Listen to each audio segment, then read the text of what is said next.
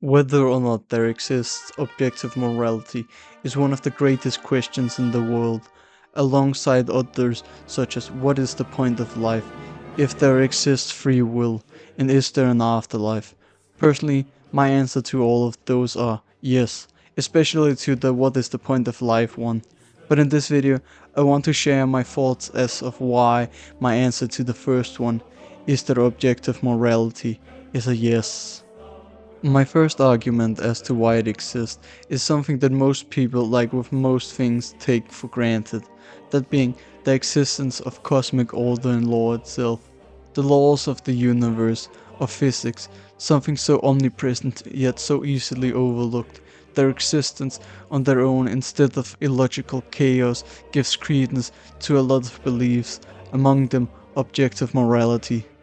If there exists the law of gravity, the law of motion, and the law of friction, and all of these three work in logically sound and clear objective ways, why wouldn't that give credence to the belief that morality also operates in a logical and objective way?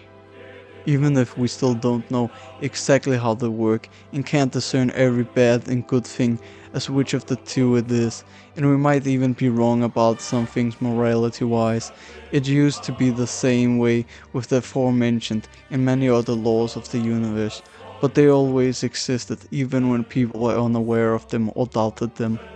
Even if you deny intelligent design, as is the largest reason for most people who do the same with the objectivity of morality to do so, I don't see any good reason as to why it can't just be another law that just so happens to exist like all the others, just because it dictates the impact of actions from self-controlled beings. Also, no, I'm not one of those that deny God. Glory to God, the greatest and the holiest ever. Or the other great reason as to why people deny morality having any sort of objectivity, being a larger version of the if a tree falls in the forest and no one is there to hear it, did it really make a sound? Citing that because there has been no creatures that morality could affect for the majority of the cosmos' existence, then it doesn't exist. But that is foolish. It is the same as saying that motion doesn't exist because you're looking at a bunch of things that stand still.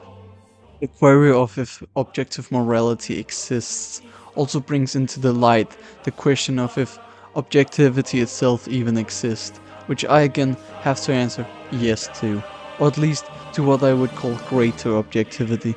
And what I mean by this declaration of a greater objectivity is the objectivity of the world, things like something existing or not, i.e. physical objects or the immaterial mechanics of the cosmos being objective, and not the lesser objectivity of the human mind, or whether one thing is better than the other, or things that pertain more to preference, which still has some cosmic objectivity to it, but not as much. With this in mind, the question becomes, is morality objective like the world, or objective in human preference? And as I have described earlier, the logicality of the world seems to point to it being the first, and being another law of nature.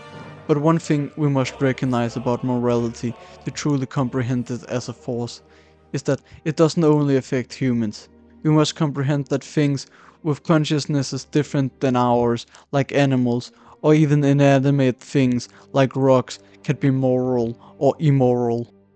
Now, what I'm saying isn't that, oh, healing crystals are totally for real, because they're just actually moral rocks.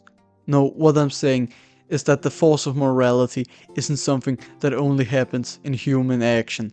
It is something more evident to see in animals than sticks and stones, but still, sticks and stones may break my bones. Sorry, I couldn't stop myself.